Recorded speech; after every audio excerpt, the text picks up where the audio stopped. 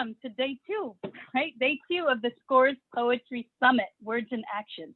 My name is Angela Bailey. I'm coming from America Scores Bay Area, where we partner with over 60 schools to provide free soccer, poetry, and service learning activism training to our youth. Across the nation, we're in 11 different cities, providing free programming to over 12,000 young poet athletes. We call them poet athletes because they are learning life lessons and learning how to express themselves on the field, off the field, everywhere. And that's the point, right? So honored to welcome everyone here today, this incredibly talented group of speakers today and throughout the week in our poetry session.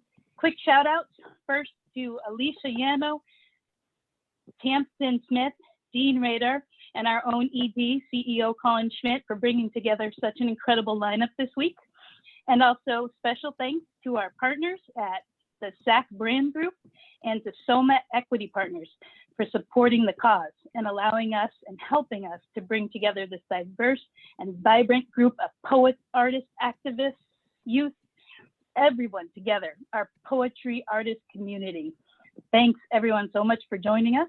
Before I turn it over to Tongo and friends and their inspirational panel today, I am going to leave everybody by sharing a poem by one of our Bay Area young poet athletes. Her name is Gabby from Venetia Valley Elementary, and her poem is titled Community. I am a superhero who fights to be brave and clean the world. My superpower is time. I will use my superpower to clean the community, to be clean. Sometimes it's not easy to do something hard. I show that I am brave when I talk. I will change the world by cleaning. I will make my voice heard, and I will say when you see something on the ground, you can pick it up. I will lift up my community when I clean the world. I will do whatever I need to do for the world. Go, Gabby. Thank you guys so much. Prepare to be inspired. Tongo, thank you so much for being here. I pass you the mic. Right on. Greatly appreciate you all. Thanks for joining us. We have some of the fiercest, most inspirational poets I could really think of. Yeah, and I'm going to get out of their way almost immediately. Let them do their thing, then we'll have a discussion. First up, Joyce Lee,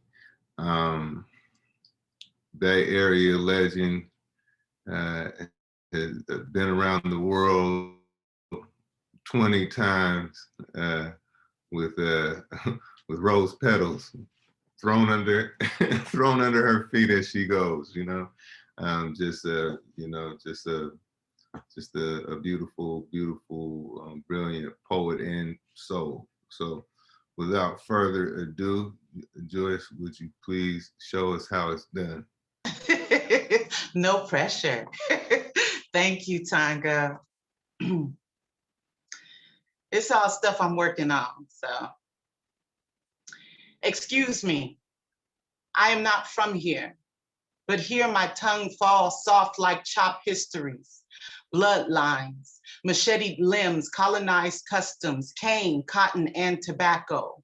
Remember when God had more earth to till than folks sling promises for worth? Remember when passports were penises, borders were boundaries patrolling our personal imaginations? Remember when language had more intention? Till we taught it to twist into cloth and caves to camouflage our own cowardice. Remember when romance was more wish and want than swipe? When God named itself good and effort attempted more than excuses? I saw you in Germany, remember? My mouth opened in Frankfurt and shot my grandfather's World War II wink and charm, my throat a toddler with a toy gun. Entschuldigen Sie. Sprechen Sie Englisch? Ich verstehe nur ein bisschen Deutsch. Yes. Good morning. Vielen Dank. Danke. Remember when we were more human than commodity, and I happily turntabled my tongue into freeform break dance, allowing the unknown to rest on the deep of our blushing faces.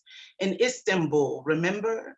My mouth, a commonplace stranger in your ancient metropolis, desert dry, thirsty to suck your attention. Pardon, nasılsın? Anlıyorum Türkçe. Teşekkürler. Çok tatlı.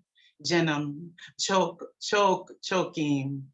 Remember when love was the first finger pointing, painting colorful horizon into sunset?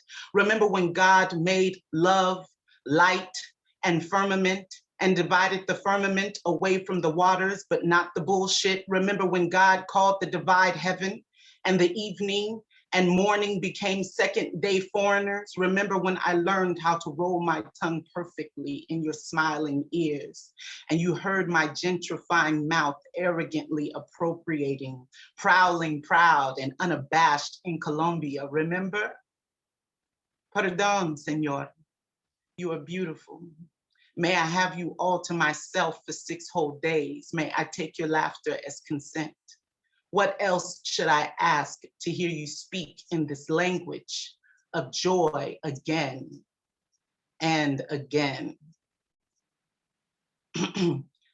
When soul music still had souls to snatch, when lit was simple Saturday night with friends and records before Google, I dreamt of fulfillment in small neighborhood, big family. The only thing missing about old Oakland is the South. I watched struggle love, struggle Black, struggle Indigenous, struggle Asian, struggle Pacific Islander, struggle Muslim and poor, and learned love there in struggle. Nothing is easy to me, not even if the world applauds or bows at my will. Easy ain't easy. When blues was still sang aloud in backyard barbecues by grandfathers amidst their haiku cackles and pistols, I ain't come up here to die afraid of the law, or to die at all. When love slurred its allegiance to me with my grandfather's eyes, so sincere, sunken, so as if seeing someone sinking aside a slave ship, a salty sea and suture. Love has always been, you should listen to me. You should believe me. I am a Black woman. You cannot imagine dreaming from this angle.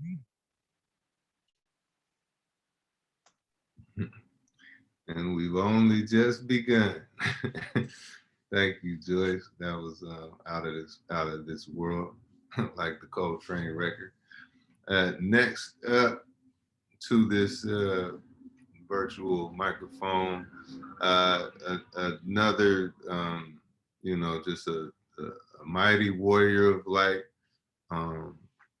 brilliant in both lyric and political commitment, the real frontline poet right here. Without further, Darius Simpson. Thank you for that, Joyce. I'm still sitting in it. Yeah. If I'm caught between a badge and a hard place 3 hours after the streetlights turn on, will you church it? Will you pass it along pews of almost saints until it reaches the whole congregation? Will you tithe it? Will you stretch it thin, like goat skin over the shell of a djembe drum? Will you slap it? Will you let the echo dance naked in the wet cave of your throat? Will you bark it? Will you sing it like my mother is listening? Will you inhale until your lungs nearly burst, then inhale some more, then and only then will you say my name? Will you put some stank on it? Will you juke joint James Brown it? Will you Jerry curl spray it? How can I rest in peace or power if you get all lazy lipped when you talking about me? Will you scoop it thick? Will you stir it slow? Will you mac and cheese it? Will you to spread the savory over your tongue? Will you let it marinate? Will you serve it with Sunday dinner? Now, if you say my name, and cast iron skillets don't start to rattling, that mean you ain't say it loud enough. Will you say it again? If a redwood don't split open from the trunk, that mean you ain't pronounce it right. Will you say it again? Will you redecorate a city in streams of fire after me? Will you paint downtown a scorching hue? Will you stain the sky in black smoke? Will you tell ghost stories over the ashes of this empire? Will you scream it? Will you stand in the clutter of rush hour traffic to let them know what kind of boots I wore? Will you stomp it into the soil of the last place where I laughed with my whole body? Will you dance it? Will you Saturday night praise it? Will you tambourine it? Will you drunken favorite song shout it? Will you full moon howl? Will you shriek? Will you chant? Will you live? Will you cry? Will you cry for me? Will you?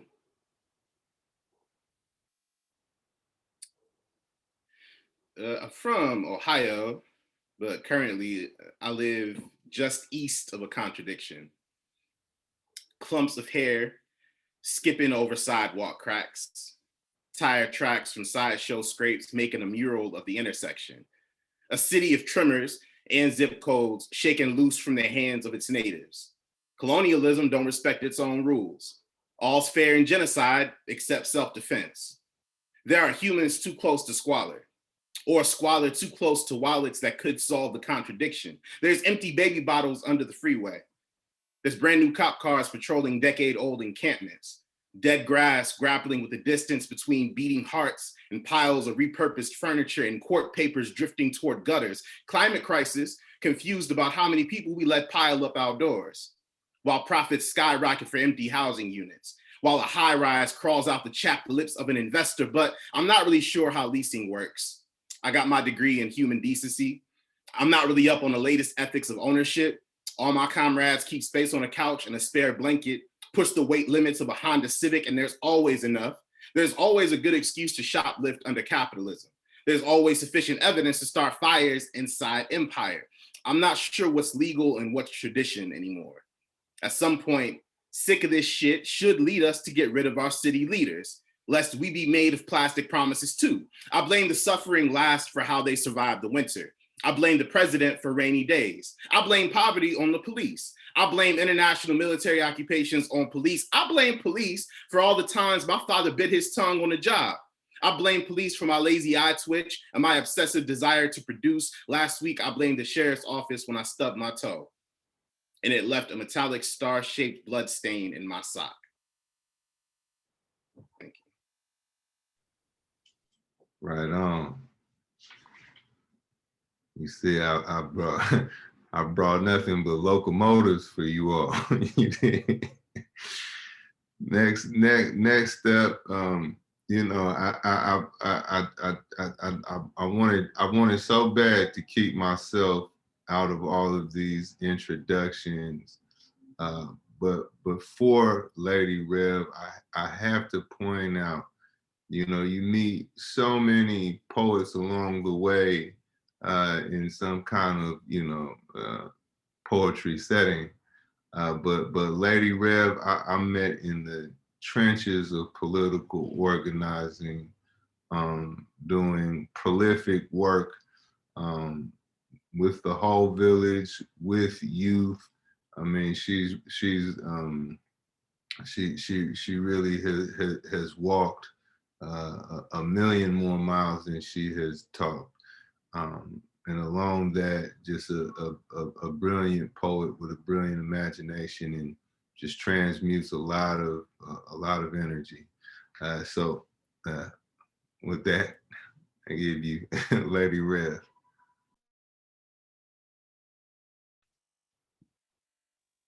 Hey, everybody. Y'all spitting that hot fire. Glad to be a part of it. I'm gonna spit a new piece, and my voice is a little strained, so I'm gonna just do my thing. This piece is called Books. Say, what be the price of penance? I'll trade you a car for a 2-life sentence. I bet you a pot to piss in halftime that you won't finish. What's really the value of a life? Aborted babies don't have no rights, so privilege be a criminal. Mistakes are like stocks, except they trade at all hours of the day, including weekends. Piss, shit, drink water, then brush your teeth again. Ain't no humanity if there's people So I'll ask you again, what be the price of penance? Shady politicians fucking on children, white women scrubbing floors for every Angela, Henrietta, and Shantae. I'll give you the option of house arrest if you could show me the land that you own. This isn't about intentions. Criminalization doesn't speak in slang. I bet you 3 milks that commissary comes from the dollar store. Only poor feed poor. There's a thin line between revolution and treason. Democracy is a corporation in bankruptcy. The scheme of courthouses ain't business I'm privy to understand. Only the previous owners of stolen people, old stone, a classroom. It's in America that preys on sickness, price of penance, and how would you like to pay? I saw a girl ask for freedom and she was given linen instead. Cement beds prep you for luxurious caskets. Black and brown bodies hold out to fill racism's quota. Somebody's gotta do the work. Little baby's told, give up your tongue and smile. Misery fits you better. It's only 10 cents a minute to bear witness. It ain't no children left to work this ground, thank you, woman. Fuck forgiveness, that shit don't make enough. There is no justice if it's being waged, and you ain't got enough books, you need the price of every fucking thing. That's all. Go ahead, Lady Rev. Right on. Next step to the situation is man, you know, we are all living in the middle of this brother's plan right here. You know, a real, not just a fierce poet, man, but a real kind of just architect of cultural reality. I've been, what's the word, blessed to have got to tag along with this brother on his tag along with his leadership, man. You have just a brilliant committed cat right here. Please check out his book Sleeper Cell and the upcoming film Many Fires This Time, of which he is the quarterback coach, defensive coordinator, you know what I mean, and all of that. So without further ado, Michael Quess Moore, Scribe Called Quess. Much love and appreciation, comrade. Tongo is the 8-foot tall wide receiver on that project. So y'all should check that out. Coming out in 25 days, we're gonna be tossing all kind of bars. Poetic docudrama, Many Fires This Time. Y'all blowing my mind with all this fire. Thank y'all. But since we got so much fire, I'm gonna bring in some water real quick. This whole set right here is gonna be dedicated to Mami Wata and the feminine energy and Yemaya and whatever you might refer to your feminine deities as. I think we need some of that in this season of Many Fires. Here we go. The wind and the water take selfies in my mirror. Pardon the rivers on my face, but I've seen too many closed into earth without their insides ever seeing the light of day. What say you when your lover's womb is the middle passage the ancestors never made their way through? When spirits are thrown overboard before they ever reach shore, lines under my eyes, all silt and sink, every poet's words about motherland or sea crossing was a holy hand of nature, was Oya's breath whispering gales of the decades old levees behind my eyes, watch parts of me crumble into an ocean, wide as God's mouth last year. Watched infinity pick his teeth with my little traumas. Marathon got a little brisk thinking no one's waiting at the finish line, but learned how to pat them thighs and firm up the hind parts regardless. Of course, my masculinity's fragile. I said to everyone in particular, ain't shit but water and sand grown old. Tried a fresh new look last year and the water had its way with me. Got beached whales on my cheeks, the shape of my daddy's last night, the night she said it's over. At least I got timestamps for my grief on its course. My old self passed on the baton last year, said the sack of bricks can die with him. I'm trying to adjust to the weight loss. Something about feeling light as a feather makes me feel naked and afraid of heights at the same damn time. Yeah, sure, it was me the whole time, I said to everyone in particular. Poetry is therapy session, is public performance or service announcement. Take your pick. Everyone's invited. This avalanche slowly is brought to you by sporous sickness gone viral, meets another snuff tape going the same, meets mildew around the yellowed edges of once sacrosanct paper holding the pictures of dead old white men, meets the chained and bound descendants of the chained and bound, locked in the belly of a beast packed tight as undigested food in a raging sea, rising with the ferment of ancestors gone too soon. Which brings me back to that levee behind my eyes. Never stood a chance, nor some of my best laid plans. This year's resolutions are small fish blurred beneath the rivers falling from my face. I can almost see clearly now. My face is the beach after the storm. Best laid plans, all karmic driftwood mixed with toppled infrastructure. Ego is a house meant to be broken. Which way from here? I asked everything in particular. The wind said, follow the water. There's a fluid phantom at our feet, whispering of things to come. The city is a sinking ship like all the world.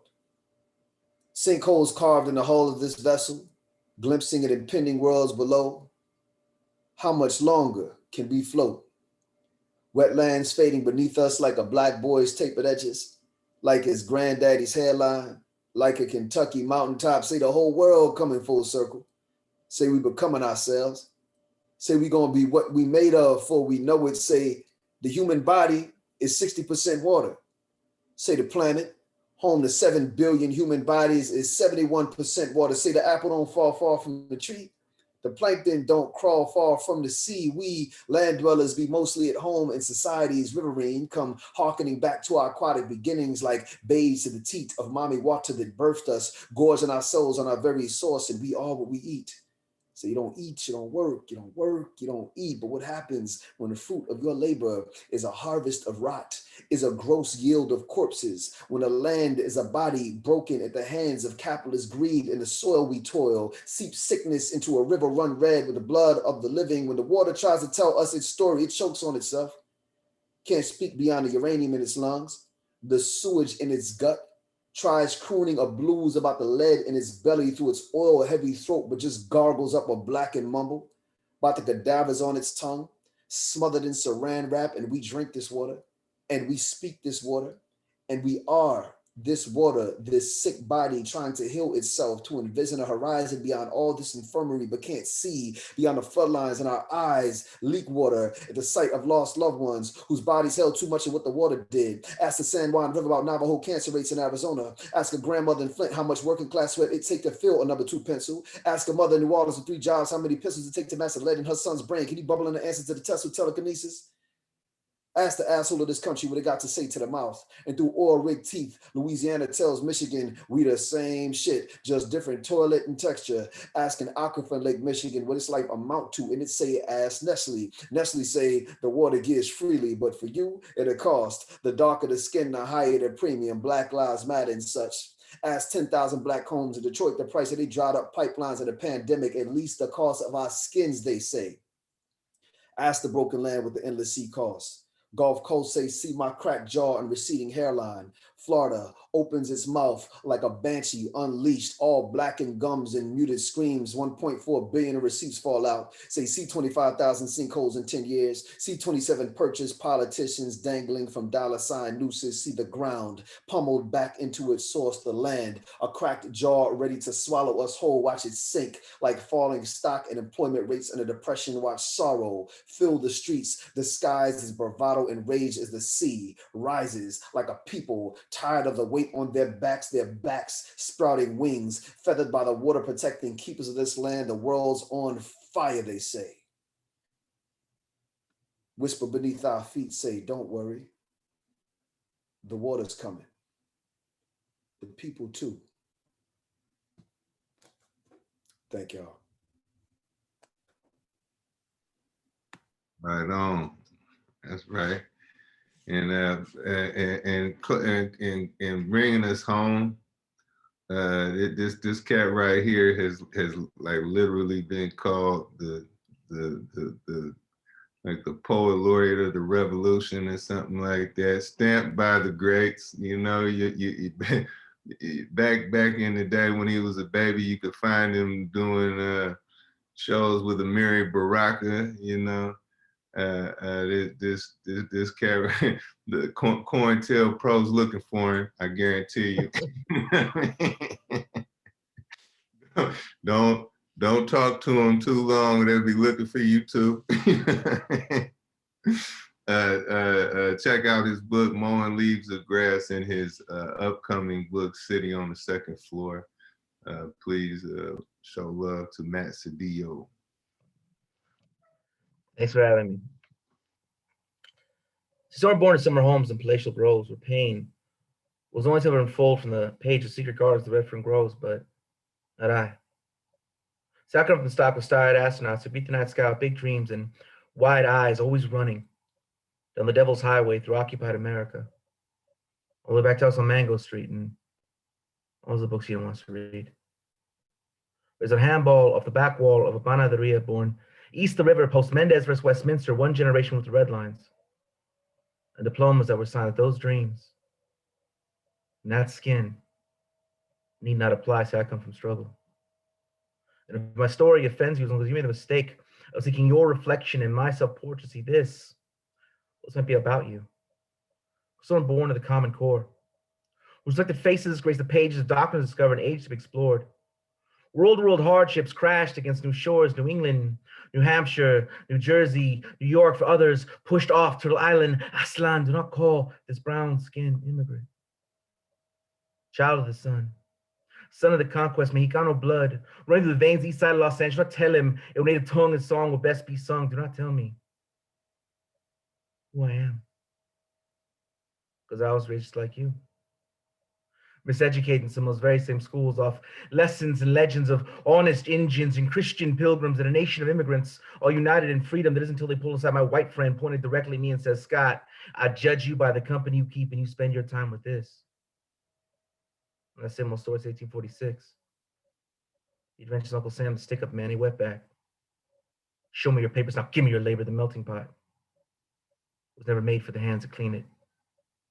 The American dream has always come at the expense of those who tucked it in. You don't know that, so you don't teach it. Could write you a book, but you won't read it, so you know what this is about you.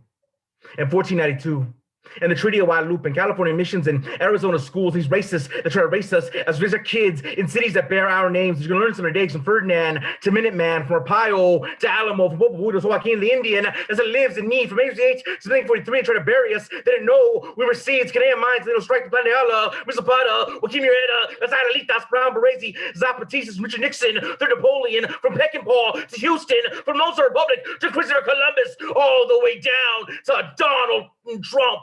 We didn't cross the borders crossed us. Who you calling immigrant? Pilgrim. The rich, well, they're not like you and me. They see an opportunity, they grab it. Reach for the stars and they put them in their pocket. Company stays in the red, but they're backed by the government. So the public diamonds and lines of pure profit, research and development. The rich, well, they didn't breed.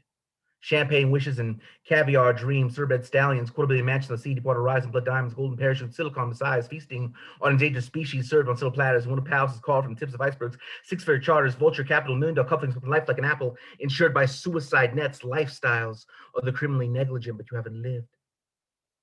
So you've launched a car into space for no real reason. And that's what I call freedom. The rich, well, here's how it is. Dollars and cents, trademark and rent, facts and figures, lines and ledger, derivatives and debt, building the future, increasing productivity, union busting back to the 100-hour work week, trimming the fat, producing monopolies with real money, shortage and bets. Now, my friend, so the rich stay rich while the rest make poor decisions. It's pure ecstasy, living in the lap of luxury, pushing pharmaceuticals. The mark will bear your body to its altar, the life or death bargain, the gospel of wealth, because it is what it is, and that's all it's ever been. The less we spend, the more we keep. You see, the rich and the poor, well, they're just like you and me. 2 hands, 2 feet, the sky, the sea, and everything between, one heartbeat that beats, and the time to make the most of it. You find no sympathy. Reaching into these deep pockets, all of your ass was our fair share, and God damn it, that's all. It's around the streets, scream for peace and justice. We sleep in satin sheets, dream free and guiltless over oceans and tariffs, liquidating pensions off the bid on porcelain portraits at billion-dollar auctions. You don't need us. You know we're selling your secrets. You know still send DNA kits, watching the puppets Debate freedom, free speech, fashion, democracy. We're reaching the earth, punch the ozone, and fuel the economy with space stations. Yes, space stations, hydrating the red planet. We're gonna survive this lava pit. So you got pots and pans, we got deeds and plans. Chopping down rainforest, colonizing the moon. We're the rich. Who are you? We'll privatize the water supply and then copyright the tears falling from your eyes. Burn it all down. What are you talking about? The ice caps already melting. You want to start some ish? Eat the rich. We're already killing your kids. One carbon footprint, one gas house emission, one oil rig, one naval ship, one free trade agreement time. We'll get away with it too. Nothing we say or do is ever held against us. Have you been paying attention? We're rich.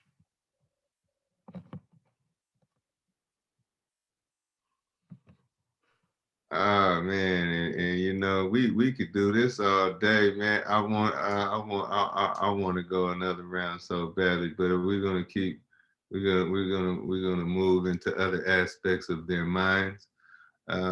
Get some get some questions and some answers going. But I just want to know in general, what do you all make of these times? What do you see? Don't make me call on people. I go. It's weird, you know. It's just it's a weird ass era. It's a goofy era. Everybody cares without caring. It's a real strange. It's a strange era, you know. You really have to question not just. I mean, you have to question everything. It was a time where somebody said they loved you. You didn't have to question what that meant. You have to really dissect everything. It's just a weird time. That's all. That's all I got right now. Wow, you said it. You said it, Sister Joyce. That really brought something up for me. I talked about this recently. Somebody really close to me had said something similar. We was at Thanksgiving dinner, and he was like, yeah, you know, we always talked about this like it was coming, and now we're hearing people just like, you know. And he was talking about the pandemic, you know what I'm saying? He was talking about folks just like carrying on blase as though nothing had actually occurred, as though we're not like in the dystopia that, you know, we watched all the sci-fi movies about as kids, and people just shrugging it off.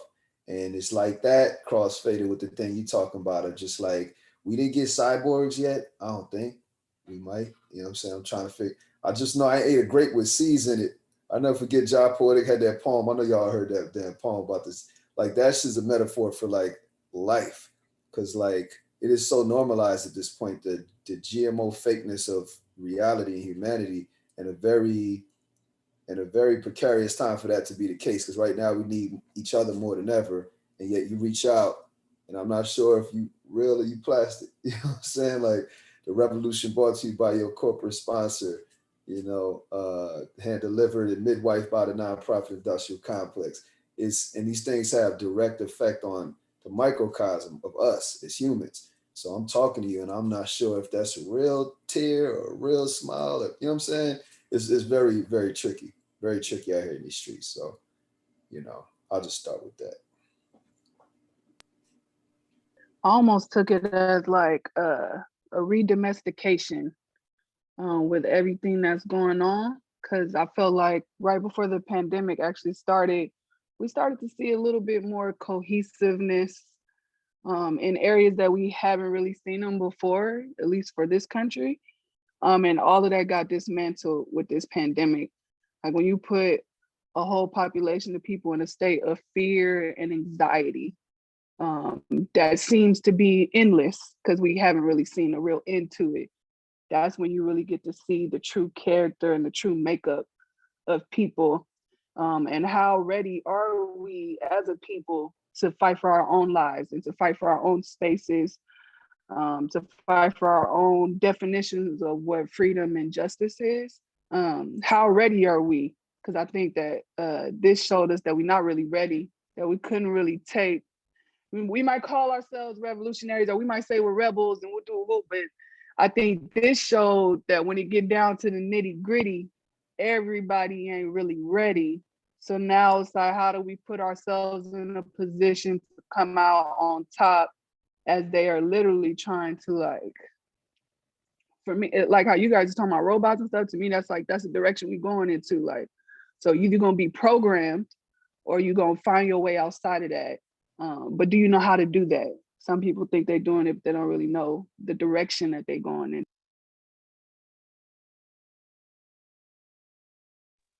Yeah, I think in line with what y'all talking about, this idea of reality or artificial reality or manufactured reality.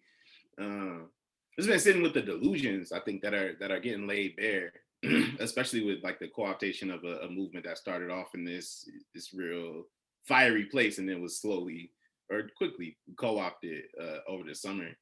And like, yeah, it was like, damn, this is what we made of. It wasn't even like a military suppression. Really, it was just a media campaign that took us out. And it was like, all they had to do was dangle some money in some commercials and it was over. So it was like, huh. So yeah, I've been thinking about that, the lack of readiness, or what we're prepared for, but also what we aren't, especially thinking about for myself.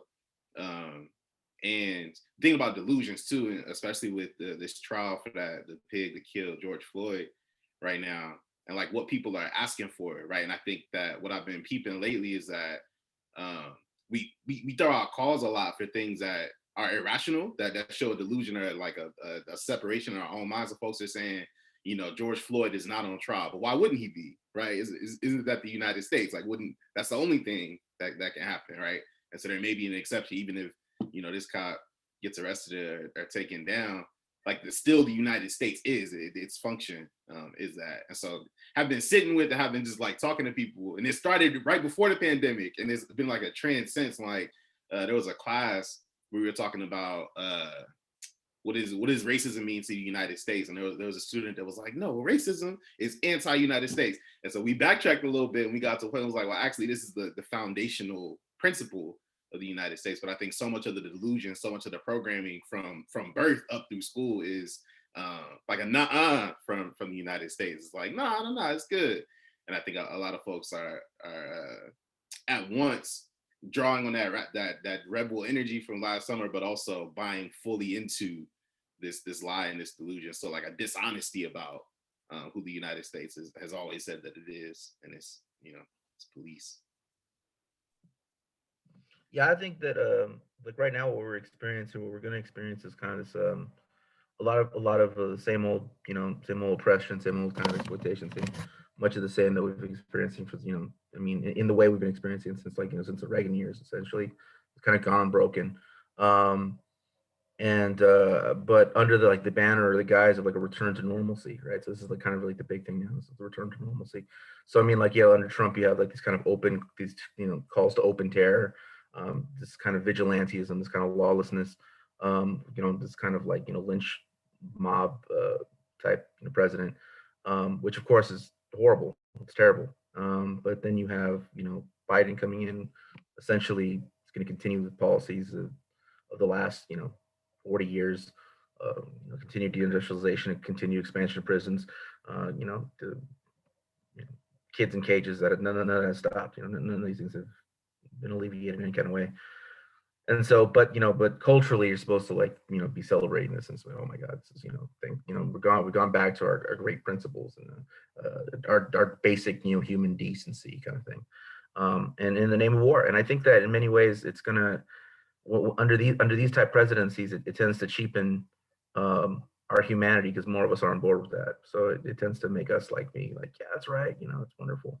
I remember Hillary Clinton in 2012 or 2016 during the DNC, they had this guy, General Allen, came on, and he had all these people on stage with him, representing all different demographics. And he's like, we're white, we're black, we're Latino, we're Asian, we're differently abled, we're this, we're that. He went down the list, right? He says, and we're America, we're the strongest nation in the world, and to our enemies, and so this is a rainbow coalition of death.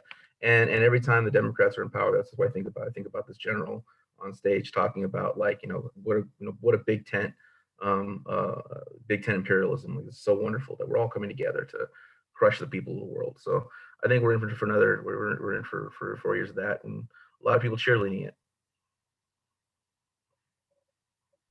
I think something else that's come up with that is like our extension. So been thinking about what our condition was under these different presidents.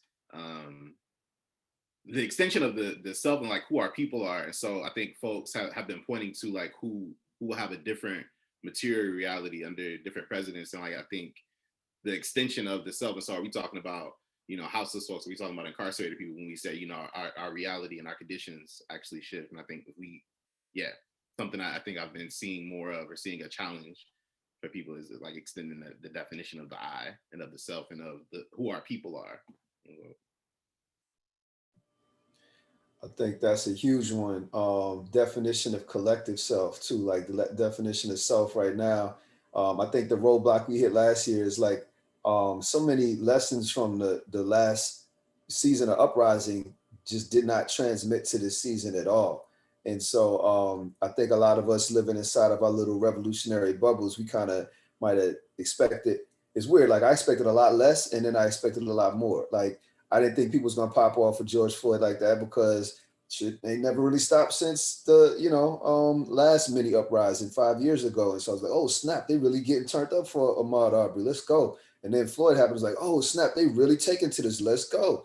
And that was great. And then Breonna Taylor, and it just kept going. And you're seeing all these things happen in your own little world of like, people are acknowledging all of the different identities have been marginalized. And we even, riding hard for Black trans folks and what have you. And, but that's happening in your world. And then you step outside of that little core into the next rung and realize, oh, they don't really care about Black queer folk over here, or they don't really understand the function and the role of police and of the state over here. And they don't understand some of the things that have been transmitted by, Panthers or what have you from 50 years ago. And then you step out into the next rung and the next rung and the next rung, you realize, oh, snap, they really think representation is going to get the job done. Like I saw somebody put Rainbow Coalition to death.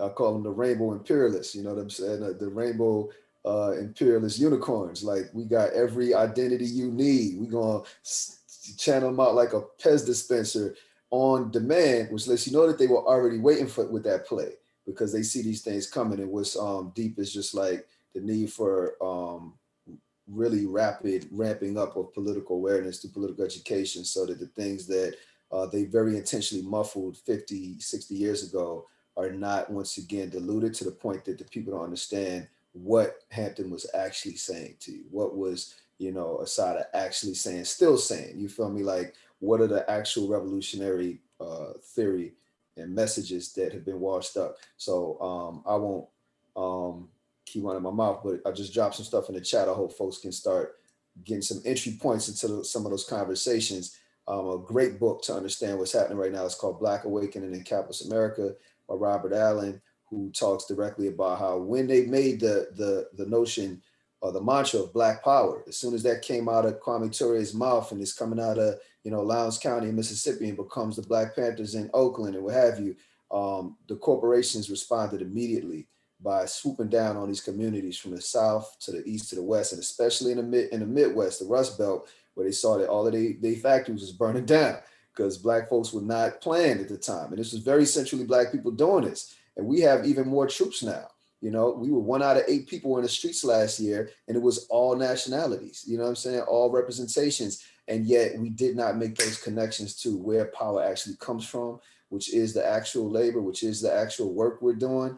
And that's where they're getting us at. And since we didn't make those connections, all they had to do was throw us a Rainbow Coalition of death. And boom, now everybody thinks we back on. We good, we popping. Nah, you still broke, fam.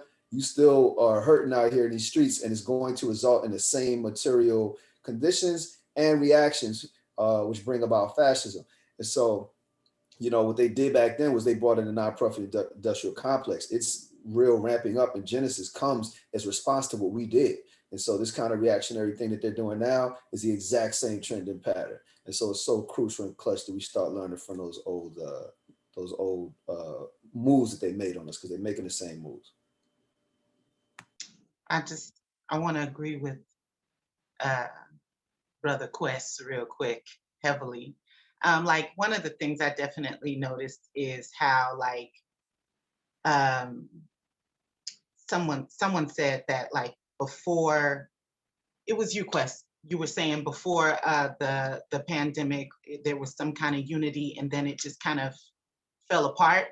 Was that you, Quess? Did you say that? Or was that Darius? Anyway, somebody said it. And Ladi the thing Rev. is, the thing is, I think one of the issues is like, I never thought that things could get rapid without my knowledge, like more rapid. Like we've always been able to keep an eye on how fast technology is going, the new technology. But then when you're in your own home and everything is going without your control, without your knowledge, but everybody was in the house when George was murdered, when Breonna was murdered. So like you were saying, it's all in this bubble, and then you get outside of the bubble, but our reactions to getting outside of the bubble is even more polarizing. So either like people have these like ideas of, now it's like, you know, all of a sudden everybody got woke. And now either you know something or you don't know it. And Brother Quest, you're talking about labor.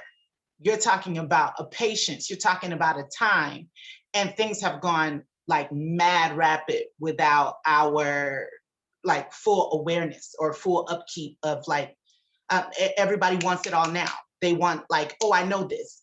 You know, you're bringing up Asada. People know Asada, they know Audrey, but they know them all in quotes. Nobody really, nobody's really taking the time to actually like labor. Us specifically. This is, I'm talking about us specifically. We haven't, like, all of us are not taking the time to actually learn or look over our shoulder. We're looking to the same people who are basically bullshitting us for quick fixes and answers.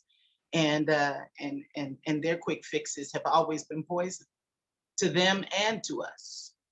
So that's definitely the era that I'm feeling we're in, a poisonous one. More poisonous.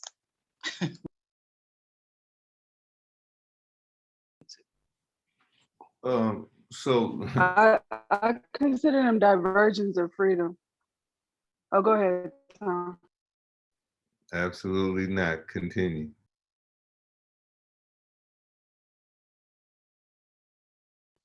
No, I was gonna comment. I'm definitely feeling the direction of the conversation and everything. They're like diversions of freedom. I think it's hard to get all of us on one collective understanding, like of what we're dealing with, who's the target, or what's the end goal, or whoop de whoop. And then in between, there's all these diversions of freedom that are attracting us at different levels, because we have to be realistic that everybody can't afford what it really takes to like change the world.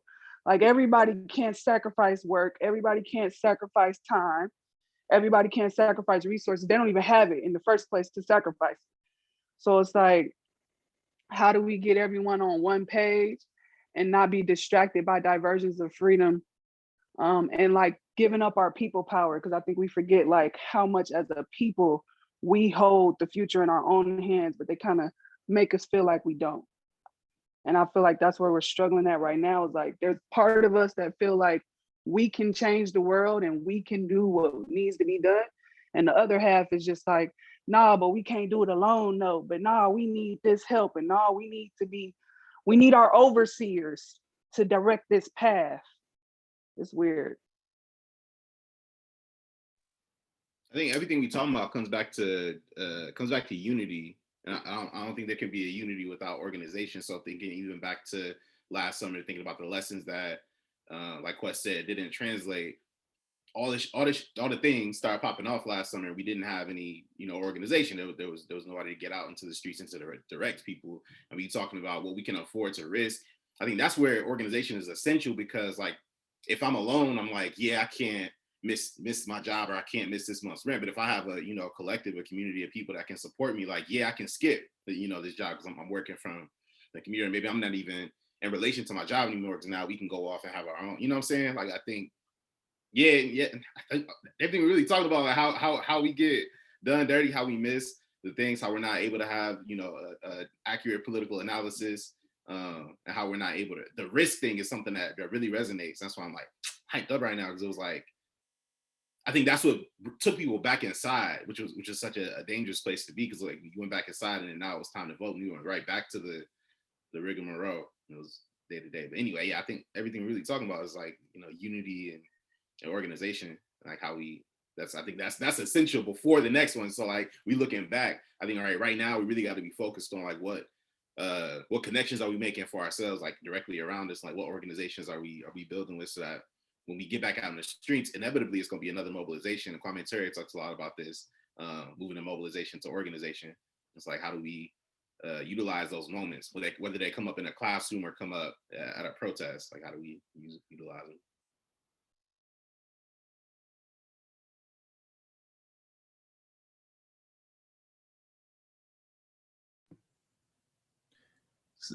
What other what are some organizing models that you all think you know would work for these times, or any lessons of history, you know, past revolutionaries and the organizations they put together, that you know that might be instructive. What what is to be done, my siblings? One of the things I think about when we talk about the organization, though, I think that when we talk about working collectively, I think oftentimes in this day and age, we allow ourselves to be kind of thrown off track oftentimes with people who like aren't even in the collective, like aren't even a part of it. Some like outside criticism comes that is like not informed, not specific, not really, just this broad generalization. And then all of a sudden everyone kind of like is like running in the wind. They don't really know what to do. We're talking seriously about like how to actually get things done. You know, it is, you know, real people in real time with real names, with real faces, who meet with each other and collectively make decisions and then collectively carry them out. I mean, that's how anything happens. Like that's how a car gets fixed. That's how, you know, that's how like you run a bar. I mean, that's how you do anything, right? And so like that's how you also carry out, you know, revolutionary activity. You know, a group of people make decisions, carry them out. And too oftentimes people from outside of that, because they might share a certain kind of politics, or they might share kind of some of this, and they have a kind of similar view of the world or something, will say, well, yeah, but you're not doing this. And then all of a sudden everyone has to have like a meeting and figure out this. So I think in some ways, you know, sticking to the plan. I mean, I think in the future, I mean, in 2021, we really just kind of stick to the plan. Like you make a plan, stick to it, unless there's really obvious reasons that are proven by, you know, failures in the world. You should stick to the plan and try to carry it out. And like once you kind of, you know, figure something out, you should really carry out the collective agreements. And I think that's kind of been lost over the last few years. I remember reading this in Kwame Ture in the Ready for Revolution book. He talked about how he carried out some plans that he didn't even agree with, but he just did them because he's like that was our agreement. And when they fell through, and when he was right, and he just showed everyone he was right, and they readjusted the plans. But the idea remains. You know, you stick to the plan. I think that I mean, I'm repeating myself at this point, but that's something I think that's bears repeating. It's just something that's been lost over the last few years. I got three things that's coming to mind and kind of fortified by what I'm hearing Matt say. One, ideological solidarity. And that's for your core folks. You know what I'm saying? Like there's going to be different ways that we organize. And we was talking before, I was mentioning like the core, the bubble kind of thing. And then, you know, the outer rung and the outer rung. Ideological solidarity, programs such as a mutual aid type of thing. I see a lot of people gravitate towards that recently. And then of course the direct actions. I feel like direct actions is mass, right? That's what, you know, even we're surprised by when we look up and it's like, oh, snap, 5,000, whoa, millions in the streets. Okay, these people may not have no political education and may not be, as we've seen, on page or in pages deep enough to understand the nature of this struggle. And so in that moment, it's like, rah, we good, we got it. Oh, look, we got a black vice president, she a woman, bam, we got it.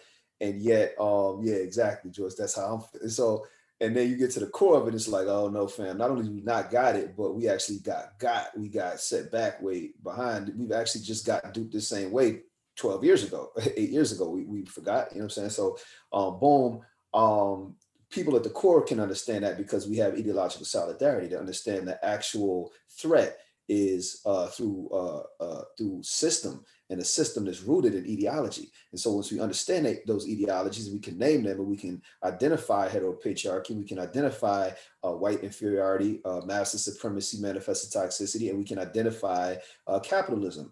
And we know at least those three, right? And we all know those three, and then we can start identifying what are the counter ideologies that we can gather around that will help us, liberate ourselves from that. And we study that, we study that, we study it. We go deep in, and so we're going to study Black feminism. We're going to study to counter heteropatriarchy. We're going to study, Black nationalism and Pan-Africanism, and know the difference between those and, the kind of nationalism that can help you, the kind of nationalism that can bubble you and limit you, you feel me? And then we're going to, so that we can build actual solidarity. And we're going to study socialism. We're going to study communism. We're going to study the ideologies that, debunk and decapitate capitalism. And once we're rooted and grounded in that, then we can develop programs. Then we can develop, mutual aid, because we won't be doing it in ways that compromise our long-term goal, our down the field goal, which is the complete elimination of all of these systems, and the replacement of them with what we're building up. And then last but not least, you will have direct action. There will be another great mobilization, but when those masses come, when those thousands come to your city streets, you feel me? You already know that ain't about, 2% of them going to actually come back to the actual core, and maybe 5 to 10% will stick around for programs or what have you. But that's how we can continue to, build up from the inside out. I couldn't agree more. I wasn't, I wasn't gonna say it, all logically like you. I'm emotional, but I was gonna say, we need a family-only approach. And not just, oh yeah, everybody Black is my family, but a family approach, like accountability approach, like everything we need, we have. We have our own healers. We have our own mind regulators. We have our own everything we need, our spiritual guides, everything we need, we have. And most of us are coming broken. Most of us are coming broken, whether that be from home, whether that be spiritually broken, whether that be whatever, we're coming broken. And we gotta, it starts with us first. I mean, I can't fight if my mind's not right. I can't fight with my arm gone. I've taken all kinds of L's. I need healing. And we have to start there with our own healers, and we have to start open. Like, I mean, we can get into these. I've been in certain groups where it's beautiful leaders who cannot take correction. And beautiful leaders with pockets full of ego. I mean, I'm not saying take correction from everybody. I'm saying have somebody you are open to take correction from. Like, we need to treat it like family. Like, I'm going to be patient with this person's healing. I'm going to be patient with myself, my own healing. And then, yeah, it's like, I agree with Quess. When we get all of this stuff, this good stuff put in us, and find a way to get the bullshit out, to the world gonna have a problem. And I agree with Matt, like, we do have a habit of being beautiful and welcoming, and and that's not always good, because unfortunately our fight is not everybody's fight. Everybody doesn't have skin in it like we do. So yeah, I say my solution, or my model, is to treat it like real family.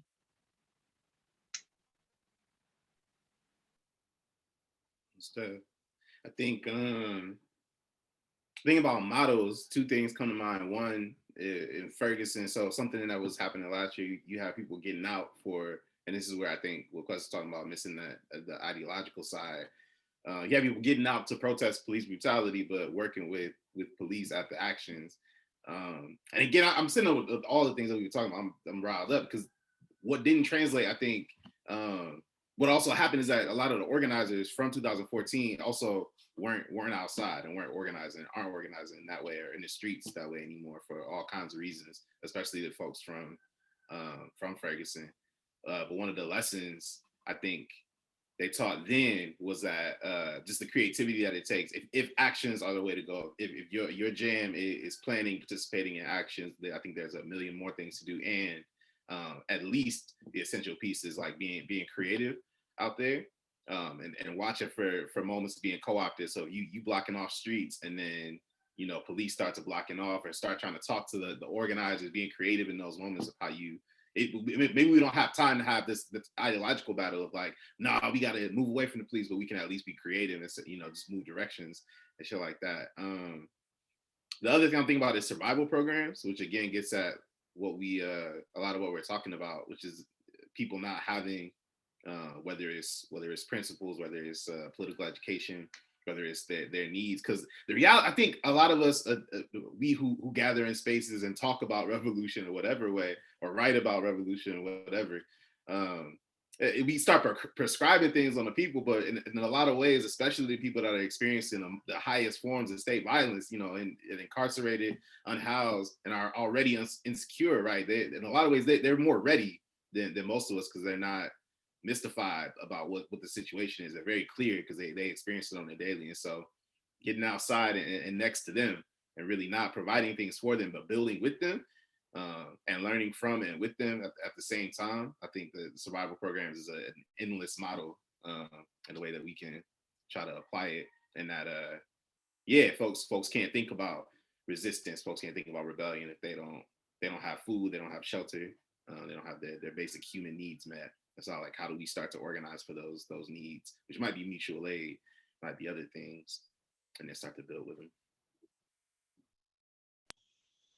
Real quick, I was just gonna say, like, moving from this reactionary space where we're constantly just reacting to whatever is happening to us, and more so kind of staying focused on the strategy, like that we have to have like we have to have plans and strategies that include all possible diversions that can come about, but also be willing to kind of roll with those and keep going with the said plan. I think you guys are also mentioning that already in the things that you guys are saying. It's like, how do we do for our people and continue to do it for our people, regardless of what's going on around us, so that we can get to that end goal? Like, because we do have hella basic needs that have to be met. Healing is a huge part of it. I'm so glad Joyce brought that up, like the healing part of it, and like really healing people, because people out here fake healing. They don't even really know what healing implies. So like, how do we actually do that? Just stay on course, like just stay on course. Things will happen, but how do we pick ourselves up for them and keep going?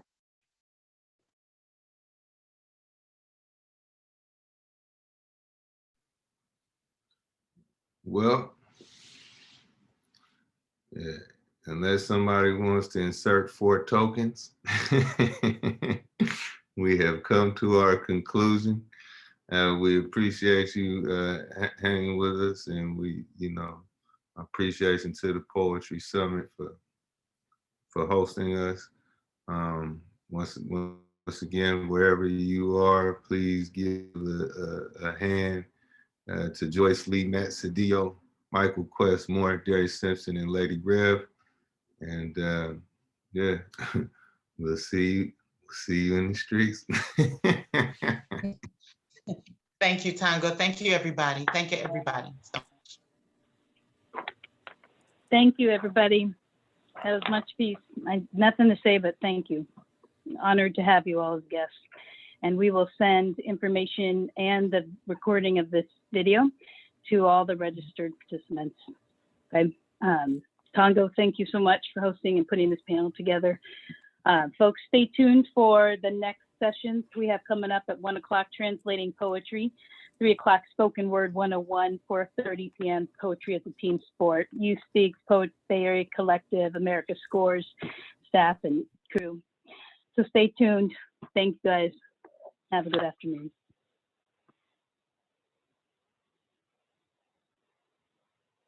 Angela?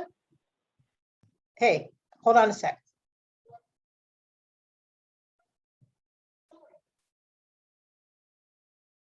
Hold on a sec, Angela. There we go.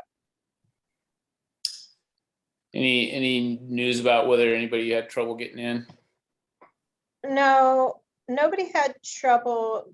Hold on a second. Hold on now.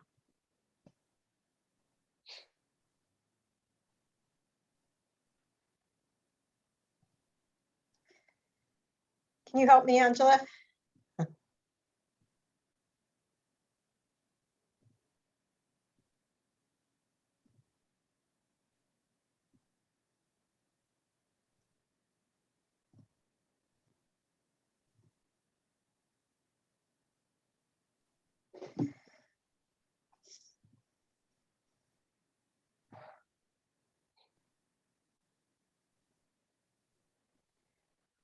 Hey, Hamza, you still there? Yeah. Okay, hold on a sec. Angela, Hamza is, I'm gonna pick my co-host right now so we can go over it. Hamza is, has graciously agreed to, he'll just sign on and start up the webinar. Mm-hmm. Okay. Hamza, did you get a haircut? You look different. My hair is long. All right. I'm borrowing a sweater from my dad. Is that what it is? I'm so glad Tongo is going to be involved in so many sessions. He really knows how to put it all together. Angela? Yeah. Yeah. That was intense, and Yeah. and I'm just feeling it for a minute. So why don't you give me 5 minutes? Is that Well, cool? I'm gonna Unless go. we have some housekeeping. Oh, you know what? I'm gonna